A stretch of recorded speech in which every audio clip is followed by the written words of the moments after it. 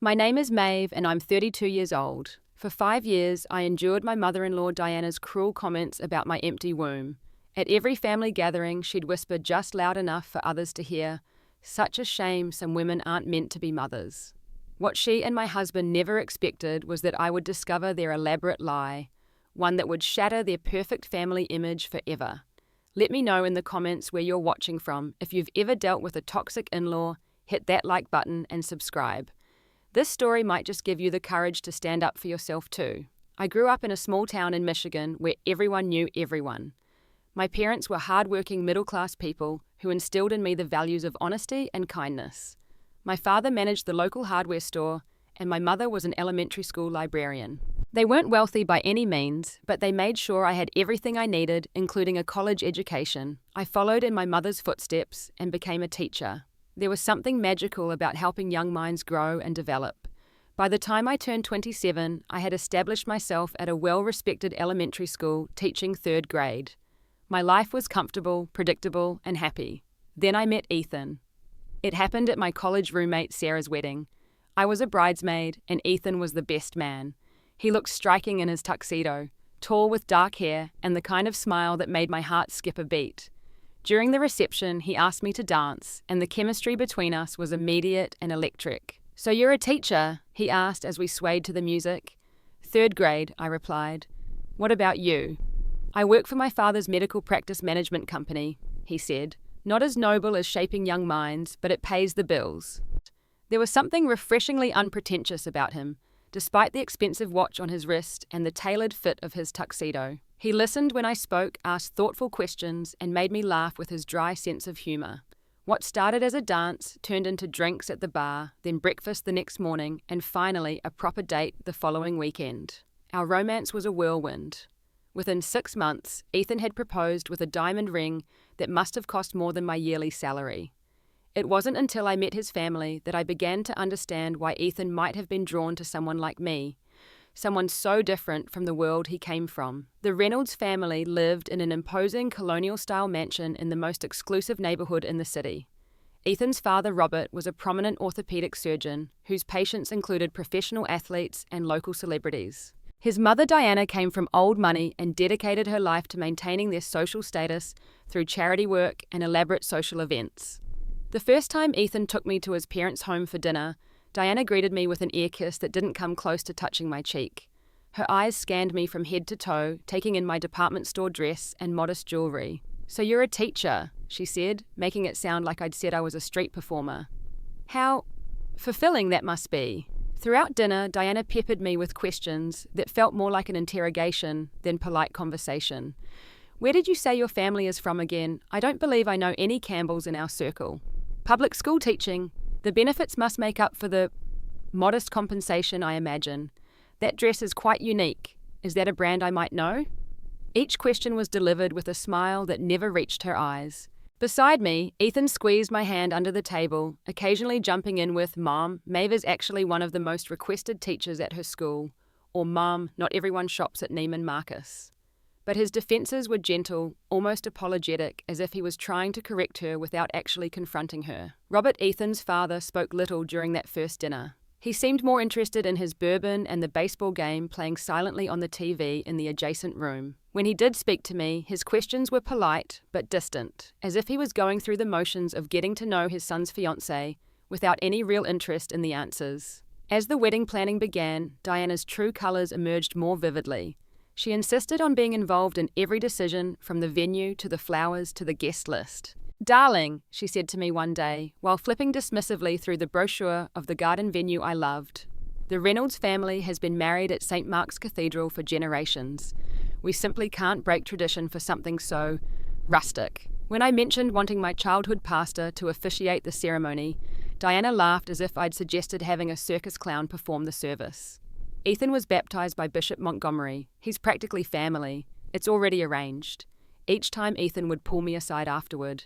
"I know my mother can be a bit much," he'd say, kissing my forehead, "but it's important to her, and honestly, it's easier to just go along with it. I don't care about the details. I just want to marry you." His words were sweet, but a pattern was emerging that should have alarmed me more than it did. Ethan would never directly challenge his mother. He would validate my feelings in private, but concede to Diana's wishes in public. By the time our wedding day arrived, it was essentially the event Diana had envisioned, not the one I had dreamed of. But I told myself it didn't matter. I was marrying Ethan, not his family. I convinced myself that once we were married and living in our own home, Diana's influence would naturally diminish. It was during the reception that Diana first broached the topic that would come to dominate our relationship for years. "You'll make such beautiful babies," she said, catching me alone by the dessert table. "The Reynolds genes are strong, but I see you have good bone structure too. I do hope you won't wait too long. I've always imagined being a young, active grandmother." I was taken aback by her forwardness, but chalked it up to wedding day sentimentality and too many glasses of champagne. I had no idea that this passing comment was actually foreshadowing the nightmare to come. Ethan and I moved into a charming colonial-style house just 15 minutes from his parents. I had hoped for something farther away, perhaps even in a neighbouring town, but Ethan insisted that being close to family was important. "My parents have always been a big part of my life," he explained, "and they're getting older. It's good to be nearby." At 35 and 60 respectively, his parents hardly seemed to be at death's door, but I relented. After all, compromise was part of marriage, and I wanted to start our life together on a positive note. My teaching career continued to flourish. I was given more responsibilities at school, including mentoring new teachers and developing curriculum. Ethan worked his way up in his father's company, managing the business aspects of several medical practices. Our life together was comfortable, even luxurious, by the standards I was used to. The only cloud on our horizon was Diana's increasing obsession with grandchildren. It started with subtle hints at Sunday dinners, which we were expected to attend without fail. "My friend Caroline just became a grandmother again," she would announce, sighing dramatically. "Her third grandchild in 5 years. Some women are just so blessed." Or she would pointedly discuss the fertility of other family members. "Ethan's cousin Jennifer is expecting twins. Can you imagine married just a year and already giving her parents such a gift?" At first, Ethan and I weren't actively trying for children. We wanted to enjoy being newlyweds to travel and establish our careers before taking that step. But Diana's constant comments made what should have been a private decision feel like a public failure. By our first anniversary, Diana had escalated to direct questioning. "So any news to share?" she would ask, her eyes fixed on my midsection every time we visited. When I shook my head, her disappointment was palpable. "Well, I'm sure it will happen when the time is right. Though, of course, fertility does decline with age, you know." I was 28 at the time. For my birthday that year, Diana gave me a book titled Optimizing Your Fertility, A Guide for the Modern Woman. Inside she had written, "Thought this might be helpful, dear. Time waits for no woman, love Diana." I was mortified, but Ethan laughed it off. "That's just mom being mom," he said. "She's traditional. In her mind, marriage equals babies." By our second anniversary, Diana's gifts had expanded to include herbal supplements, fertility tracker apps, and even a consultation with a renowned acupuncturist who specialized in fertility treatments. "I've already paid for a package of sessions," she informed me, sliding the business card across the table at yet another Sunday dinner. "Margaret from my garden club swears by him. Her daughter had been trying for years, and within 3 months of treatment, pregnant." The pressure was mounting, and what had started as a relaxed approach to family planning turned into scheduled attempts tracking ovulation and an underlying anxiety that had never been there before. Yet despite our efforts month after month, I failed to conceive. What confused me was Ethan's reluctance to see fertility specialists. Whenever I suggested medical intervention, he would deflect. "It hasn't been that long," he would say. "The doctor would just tell us to keep trying." Or, "Medical testing is invasive and expensive. Let's give it more time." Meanwhile, the strain was beginning to show in our marriage. We argued more frequently, often about Diana, but increasingly about other things too. Ethan stayed later at work, and I threw myself into school projects. The easy intimacy we had once enjoyed was being replaced by a mechanical approach to sex dictated by my fertility app rather than genuine desire. Diana's comments grew increasingly direct and cruel. "Some women just aren't meant to be mothers," she remarked at a family barbecue loud enough for Ethan's cousins to hear. "It's sad, but it's nature's way of ensuring only the fittest reproduce." I looked to Ethan, expecting him to defend me, to tell his mother to back off. Instead, he became intensely interested in flipping the burgers on the grill, pretending not to have heard. Throughout these exchanges, Robert remained mostly silent. Occasionally, I would catch him looking at me with what seemed like discomfort, even sympathy. Once after Diana had been particularly pointed in her criticism, he awkwardly patted my shoulder as I helped clear the dishes. "Don't take it personally," he said quietly. "Diana has always been determined about family matters." But he never intervened, never told his wife to stop tormenting their daughter-in-law. His silence felt like tacit approval. As the years passed with no pregnancy, I began to internalize Diana's judgment. Maybe there was something wrong with me. Maybe I wasn't meant to be a mother, whatever that meant. I started avoiding friends who were pregnant or had young children because their happiness felt like a personal indictment of my failure. What I didn't know then, what I couldn't have imagined, was that this entire soul-crushing experience was based on a deliberate, calculated lie. By our 4th year of marriage, Diana had stopped pretending that her comments about my fertility were anything but direct attacks. What had once been veiled in fake concern was now naked cruelty, all while maintaining her socialite smile. The turning point came at the annual Reynolds family reunion at Diana and Robert's lake house. Extended family from across the country gathered for a weekend of boating barbecues and, in my case, humiliation. I was helping set up the buffet table when I overheard Diana speaking to her sister in the kitchen. "It's such a disappointment," she was saying. "Ethan would make such a wonderful father, but it seems Maeve isn't capable. I've suggested they see specialists, but she refuses." Pride, I imagine, or perhaps fear of confirming what we all already know. This was a blatant lie. I had been the one suggesting medical intervention, not Diana, and certainly not Ethan. But before I could confront her, Diana's sister asked, "Have they considered adoption?" Diana's laugh was brittle. "I mentioned it, but honestly, Ethan deserves his own children. Reynolds' blood is special. We've produced doctors and lawyers for generations. Why dilute that with some random child?" I stood frozen, the stack of paper plates clutched to my chest as Diana continued. "Between us, I sometimes think Ethan made a mistake. He could have married Sophie Whitman. Her mother just told me Sophie's expecting her 3rd. Some women are just naturally maternal." My face burning with shame and anger, I slipped away before they could see me. When I found Ethan by the dock and told him what I'd overheard, his response was infuriatingly dismissive. "You know how Mom gets when she's with Aunt Judith? They compete about everything. Don't let it get to you." "But she lied, Ethan. She made it sound like I'm the one refusing medical help when it's been you all along." He looked uncomfortable. "Look, can we not do this now? Everyone's having a good time. We'll talk about it later." "Okay." But later never came. Ethan made sure we were surrounded by family until bedtime, and the next morning he went fishing with his cousins at dawn. It was a pattern I was becoming all too familiar with. Avoidance rather than confrontation. The Thanksgiving after that disastrous reunion brought a new level of public humiliation. Diana waited until the entire extended family was seated around the dining room table, glasses raised for the traditional "what we're thankful for" toast. When it was her turn, Diana smiled benevolently around the table before saying, "I'm thankful for my beautiful family and especially for the news that Melissa and Brad are expecting." She nodded toward Ethan's sister and her husband. "I think we can all stop expecting grandchildren from Ethan's marriage and focus on the blessing that Melissa will give us in the spring." The table fell silent. All eyes darted between Diana's serene smile and my stricken face. Ethan cleared his throat and quickly raised his glass. "To Melissa and Brad," he said deliberately, shifting attention away from his mother's cruelty and my humiliation. Later, when I locked myself in the guest bathroom to cry, Ethan knocked gently on the door. "Honey, please come out. Mom didn't mean it the way it sounded." "How else could she have meant it, Ethan?" I demanded through the door. "She's just excited about Melissa's baby. You know how she gets carried away." His excuse was so pathetic, so inadequate to the deliberate cruelty I had experienced that I couldn't even respond.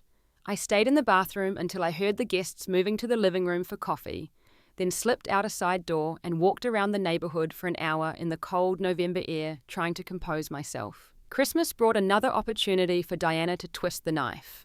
Ethan's cousin announced her pregnancy at the family gift exchange, and Diana spent the rest of the evening making pointed comparisons. "Isn't it wonderful to see the fertile women in the family continuing our legacy?" she said, raising her glass in a toast that deliberately excluded me. "The Reynolds line will continue through them at least." The new year brought accidental emails from Diana CCing me on messages to Ethan with links to adoption agencies and surrogate services. "Just thought you might want to explore options," she wrote, "since natural methods aren't working." At Diana's 65th birthday party, she orchestrated a moment of pure theatre breaking down in tears when her friends asked about grandchildren. "I just always imagined seeing Ethan's children before I got too old," she sobbed dramatically. "But it seems it's not meant to be." The baby shower for Melissa was perhaps the most painful event of all.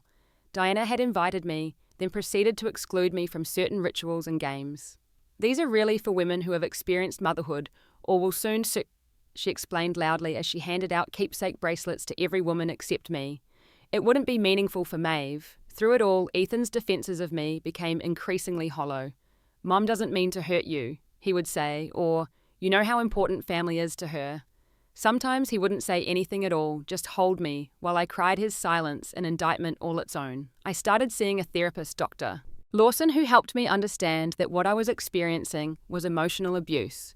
"Your mother-in-law's behaviour is not normal or acceptable," she told me, "and your husband's failure to meaningfully intervene is enabling the abuse to continue." My friends, the few I had managed to maintain despite my growing isolation, were more direct.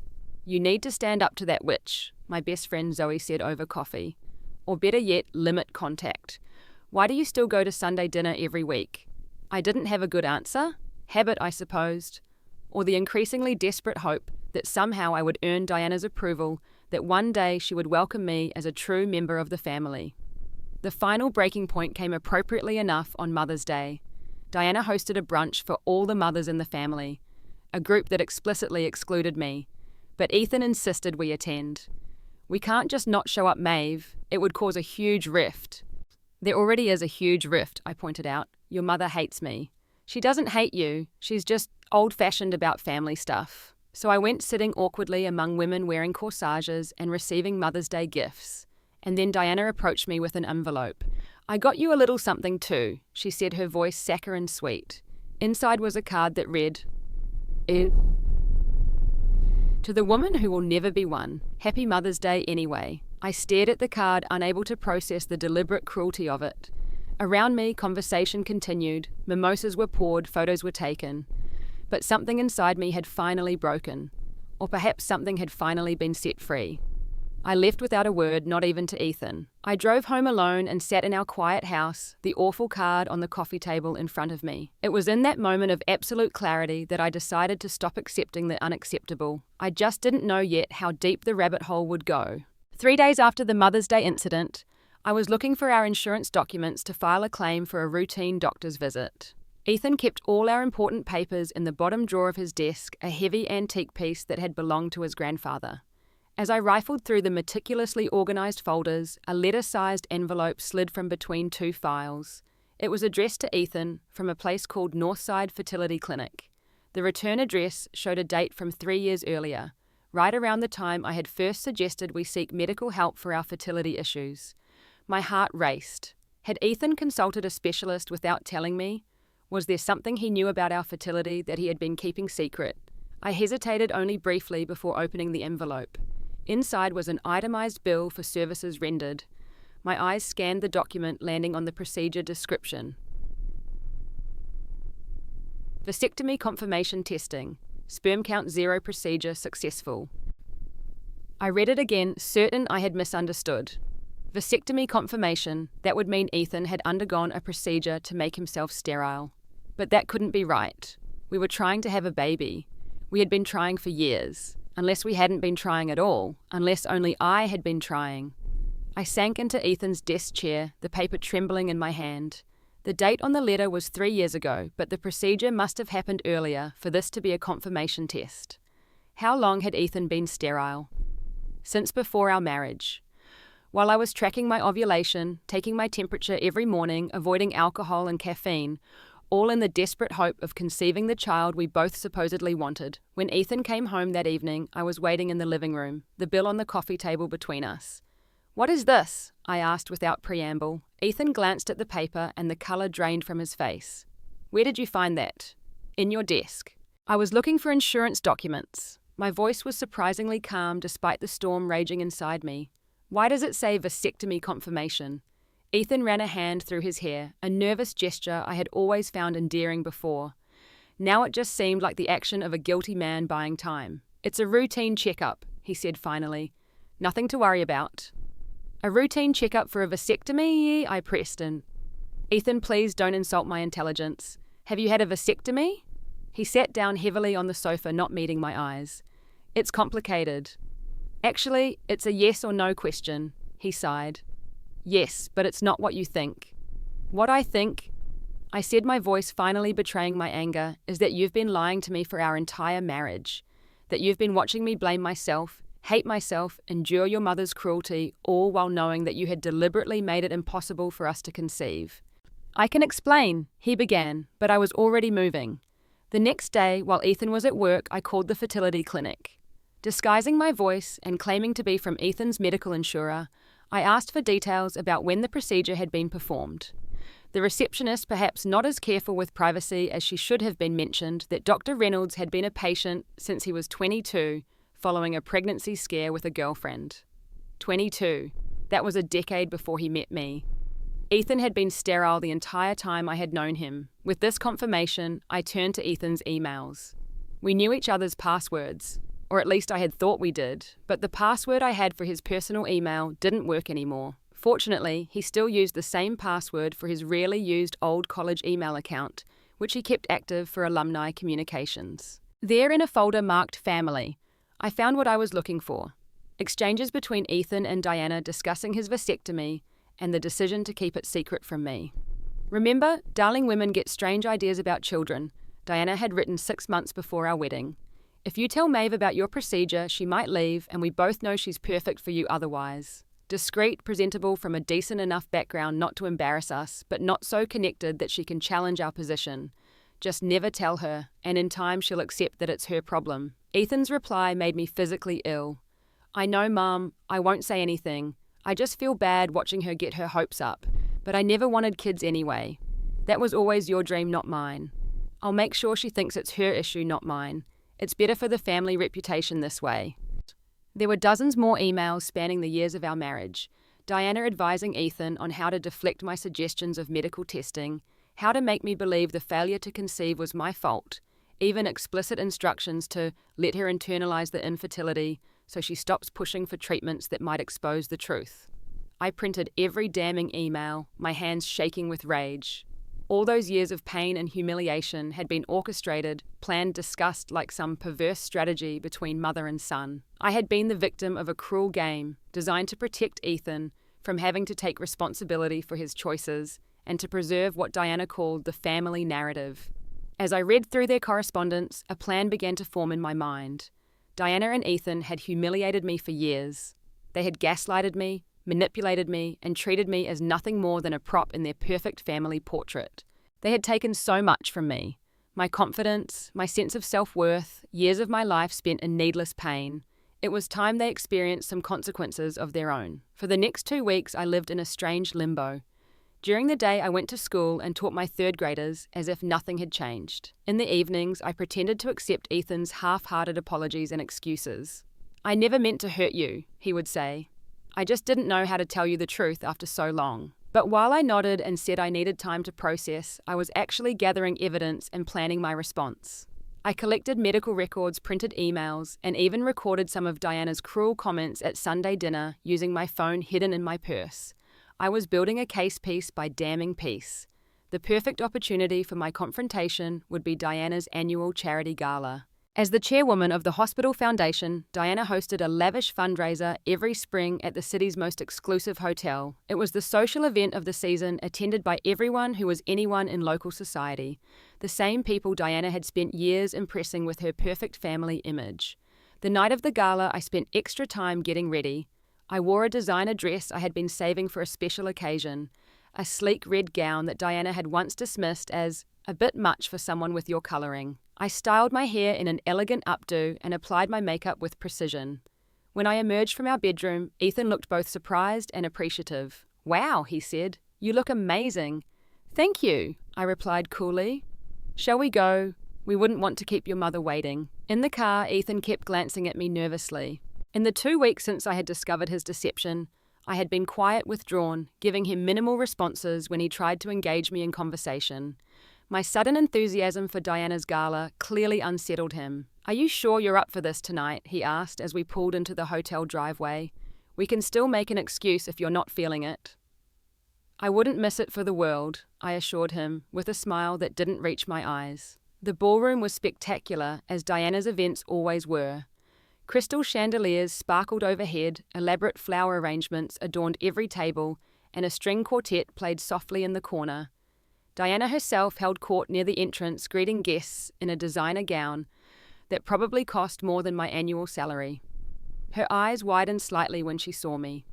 She had clearly expected me to be home wallowing, as she had once described my reactions to her taunts. "Maeve," she said, ear-kissing my cheek. "How festive you look." "Thank you, Diana," I replied sweetly. I decided it was time to stop hiding. She looked momentarily confused, but quickly recovered as more guests arrived behind us. Ethan guided me into the ballroom with a hand at the small of my back, leaning in to whisper, "Please don't make a scene tonight. This is important to Mom." "I wouldn't dream of it," I assured him. "Tonight is all about family, isn't it?" The evening progressed, as these events always did. There was a cocktail hour followed by dinner, and then the speeches and appeals for donations would begin. Diana had arranged the seating chart so that Ethan and I were at her table along with Robert and several of their most influential friends. As the salad course was served, one of Diana's friends, an older woman named Margaret, turned to me with a sympathetic smile. "Diana tells us you've been having such a difficult time starting a family. My niece went through the same thing, but after 3 rounds of IVF, she finally had twins. Have you considered fertility treatments?" Before I could respond, Diana interjected smoothly, "Maeve is still coming to terms with her condition. We try not to upset her by discussing it too much." She patted my hand in a gesture of false compassion. "My poor son's infertile wife," she added, just loud enough for the surrounding tables to hear. I simply smiled and ate my salad. My time would come soon enough. After dinner, Diana took the stage to give her chairwoman's address. She spoke eloquently about the hospital's achievements, the foundation's goals, and the generosity of the community.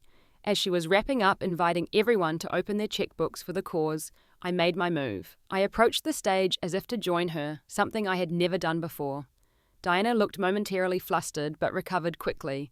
Here's my daughter-in-law, Maeve. Perhaps she'd like to say a few words about our family's commitment to the hospital." I took the microphone from her with a warm smile. "Thank you, Diana. I would indeed like to say a few words, though, not about the hospital." Diana's smile froze. Ethan half rose from his chair, sensing trouble. "For those of you who know me, or rather who think you know me, through what Diana has told you, I'm Ethan's wife of 5 years. For 5 years, I have been labelled as the infertile one. I've been pitied, excluded, and humiliated at family gatherings. I've been given fertility books, supplements, and unsolicited advice. I've been made to feel like less of a woman, less of a wife, less of a human being." The room had gone utterly silent. All eyes were on me. "What none of you know, what I only discovered 2 weeks ago, is that there is nothing wrong with my fertility. The truth is much simpler and much more disturbing." I nodded to a friend who had helped me prepare, and suddenly the large projection screen behind me, which had been showing photos of the hospital, changed to display the vasectomy confirmation letter from the fertility clinic. My husband had a vasectomy when he was 22 years old, long before he met me. He never told me about it. Instead, he let me believe for years that my body was failing me, that I was failing him. He watched me track ovulation, change my diet, blame myself, cry myself to sleep, all while knowing that conception was physically impossible. Gasps echoed through the ballroom. Diana had gone pale, and Ethan was now standing, moving toward the stage. "But wait," I continued. "It gets worse." The screen changed again, now showing one of the emails between Ethan and Diana. My mother-in-law not only knew about the vasectomy, she actively encouraged Ethan to hide it from me. She suggested that he let me believe I was the problem. And why? To protect the family image, to maintain control over her son, to avoid the social embarrassment of admitting that the precious Reynolds heir had chosen not to continue the family line. Diana grabbed for the microphone. "This is preposterous. Maeve is clearly having some kind of breakdown. Ethan, get her off the stage immediately." But Ethan had stopped halfway to the stage, staring at the screen where his own words condemned him. "I'll make sure she thinks it's her issue, not mine. It's better for the family reputation this way." I stepped away from Diana's grasp. For 5 years, I have endured cruelty that none of you can imagine.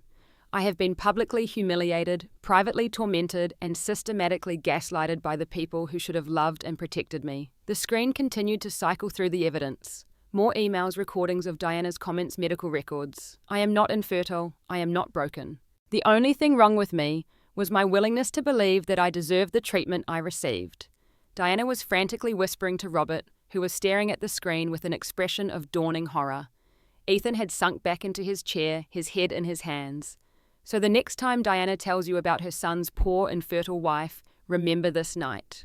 Remember that what appears to be the perfect family may actually be built on lies, manipulation, and cruelty. I started to place the microphone back on the podium, then thought better of it, and added one final comment. Oh, and if anyone knows a good divorce attorney, I'm in the market. Thank you for your attention, and please do give generously to the Hospital Foundation. Unlike some people in this room, the doctors there actually help people. The silence that followed was absolute. Then Robert stood up. All eyes turned to him, expecting a defense of his wife and son. Instead, he walked slowly to the stage. I want to confirm that what Maeve has said is true, he said, his voice heavy with shame. I suspected, but I never knew for certain, and I never had the courage to confront either my wife or my son. For my cowardice, and for the pain you've endured in our family, Maeve, I am profoundly sorry. Diana made a small, choked sound. Robert, how dare you? He turned to her, his expression grim. No, Diana, how dare you? How dare both of you? This ends now. As murmurs began to spread through the crowd and phones came out to record the unprecedented drama, I walked calmly off the stage, through the ballroom, and out into the warm spring night, leaving chaos in my wake.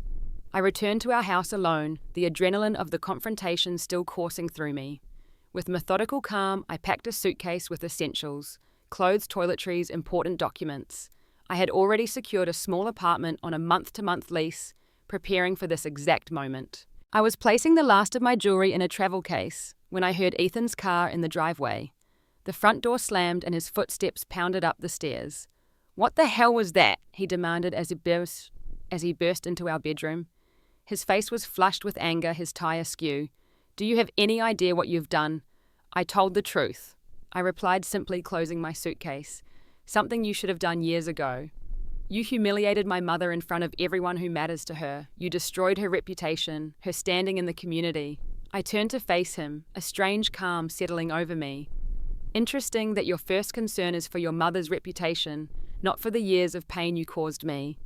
Of course I care about what you went through, he backpedaled, but there were better ways to handle this. We could have talked privately. We could have worked through it. Like we worked through your decision to hide your vasectomy, like we talked privately about your mother's cruelty. I shook my head. No, Ethan. You don't get to dictate the terms anymore. You and Diana chose public humiliation as your weapon against me. I simply returned the favor. Ethan's anger seemed to collapse, replaced by desperation. Maeve, please. I love you. I made a terrible mistake, but we can fix this. We can start over. Why did you do it? I asked the question that had been burning inside me for 2 weeks. Why marry me if you knew you didn't want children? Why not just find someone who shared that choice? Ethan sank onto the bed, suddenly looking exhausted. I never wanted children, he admitted. The vasectomy was the best decision I ever made. But my mother, you've seen how she is about family, about legacy. When I told her what I'd done, she was furious. She said no respectable woman from our circle would marry a man who had deliberately made himself sterile. So you decided to marry someone not from your circle and lie to her instead. It wasn't like that. When I met you, I fell in love. You were different from the women my mother usually pushed on me. You were genuine, kind, your own person. I thought we could be happy together. Without honesty, without respect. He had the grace to look ashamed. I convinced myself it was better this way. That eventually you'd accept that children weren't going to happen and we'd move on. I never imagined Mum would be so persistent. Cruel, I corrected. The word you're looking for is cruel, and you enabled her every step of the way. Ethan reached for my hand, but I stepped back. Our marriage is over, I said firmly. I've already contacted a lawyer. Maeve, please. I know I messed up, but we can work through this. I'll go to therapy. I'll set boundaries with my mother. Anything you want. What I want is a divorce, I said, picking up my suitcase. What I want is a life where I'm not lied to by the person who promised to love and honor me. What I want is to never again be made to feel that I'm broken when I'm not. As I headed for the door, Ethan called after me, his voice breaking. Where are you going? Away from you, I replied without turning back. I've rented an apartment. My lawyer will be in touch. That night, in my sterile temporary apartment, I cried for the first time since discovering the truth. Not for the loss of my marriage. that had been dying for years under the weight of lies and manipulation. I cried for the children I had thought I couldn't have, for the years wasted blaming my body for a failure that was never mine, for the woman I had allowed myself to become. Small, doubtful, constantly seeking approval from people who had never intended to give it. The next morning, my phone was flooded with messages and missed calls. Diana had called 17 times and left voicemails ranging from threats, "You'll regret this public spectacle for the rest of your life," to tearful pleas, "Please don't destroy my family over a misunderstanding." Ethan had texted repeatedly, alternating between anger and desperate apologies. There was also a message from Robert asking if we could meet for coffee. Curious despite myself, I agreed. Robert was waiting at a small cafe far from the Reynolds' usual haunts. He looked older than I had ever seen him, the lines around his eyes deeper, his shoulders slightly stooped. "Thank you for coming," he said as I sat down across from him. "I wouldn't blame you if you'd refused." "Why did you want to see me?" I asked, not unkindly. Robert sighed heavily. "To apologize primarily. I've been a coward, Maeve. I suspected something wasn't right for years. The way Diana fixated on your supposed infertility, the way Ethan never seemed concerned about medical testing, it didn't add up, but I told myself it wasn't my business, that Diana knew best when it came to family matters." "You could have said something," I pointed out. "One word from you might have made a difference." "I know," he acknowledged. "My silence makes me complicit. I've spent decades enabling Diana's behavior. With Ethan, with Melissa, with everyone. It was easier than confronting her. Easier than admitting I'd married someone capable of such calculation and cruelty." He reached into his jacket pocket and pulled out a thick envelope. "This isn't meant as a bribe or a way to buy forgiveness. It's information you might find useful in your divorce proceedings. Financial records, property deeds, investments that might not be immediately obvious." I stared at the envelope, surprised. "Why would you give me this?" "Because it's the right thing to do," he said simply. "And because it's time there were consequences. For all of us." In the days that followed, the fallout from my revelation spread through Diana's social circle like wildfire. Friends who had been at the gala called others who hadn't, and soon the story was common knowledge. Diana's carefully cultivated image as the perfect society matron crumbled as people whispered behind her back at charity luncheons and bridge games. Several of her friends reached out to me privately, expressing sympathy and sharing their own stories of Diana's manipulations over the years. It seemed I wasn't the only one she had tormented under the guise of maintaining social standards. The hospital foundation asked her to step down as chairwoman, citing personal issues requiring her attention. The garden club suddenly found her leadership style too demanding. Invitations to events dried up, and the women who had once hung on her every word now avoided her gaze at church. Ethan too felt the repercussions. Colleagues who had heard about his deception through their wives, or the local gossip mill, treated him differently. He moved back into his parents' home. His relationship with Diana reportedly strained as each blamed the other for the scandal. Meanwhile, I filed for divorce and took a leave of absence from teaching to focus on my mental health and recovery. The evidence Robert had provided ensured a fair settlement despite Ethan's initial attempts to hide assets. It wasn't about the money. I would have walked away with nothing if it meant my freedom. But there was something satisfying about finally being treated fairly by the Reynolds family, even if it took public exposure to make it happen. Moving to Chicago was like stepping into a new life. The city was vibrant and anonymous, a place where no one knew me as poor Maeve who can't have children, or the woman who exposed the Reynolds family scandal. I was just Maeve Campbell, new resident, fresh start.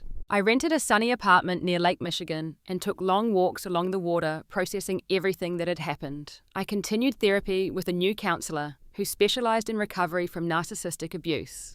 Slowly, I began to recognize and reclaim the parts of myself that had been suppressed during my marriage.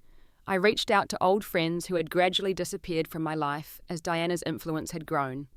Many were thrilled to hear from me, and our reconnections helped heal some of the isolation I had experienced. One friend, Kim, had moved to Chicago years earlier and became my guide to the city, introducing me to her circle of friends who welcomed me without judgment or preconceptions. As my confidence grew, I started a support group for women dealing with toxic in-law relationships.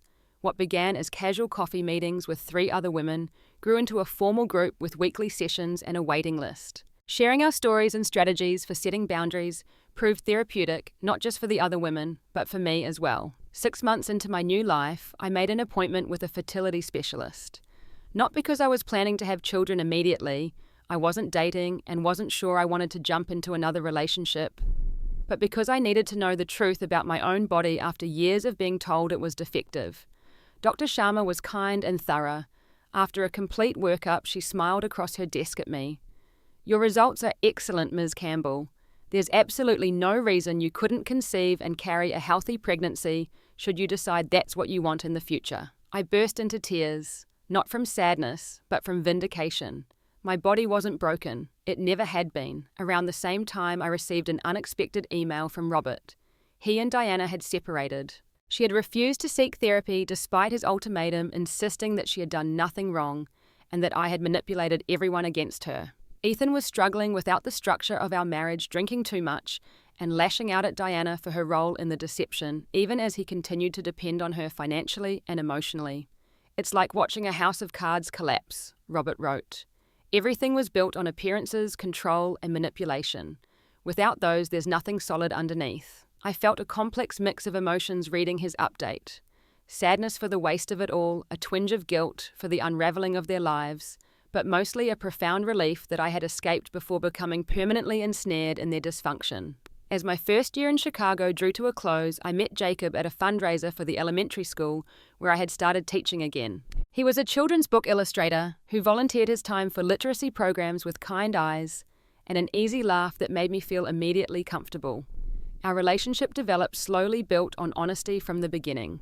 On our third date, I told him everything about my marriage and divorce. Rather than being scared away, he held my hand across the table and said, "Thank you for trusting me with your story. I think you're incredibly brave." When the topic of children came up naturally, after several months of dating, Jacob was refreshingly direct. "I've always wanted to be a father," he said.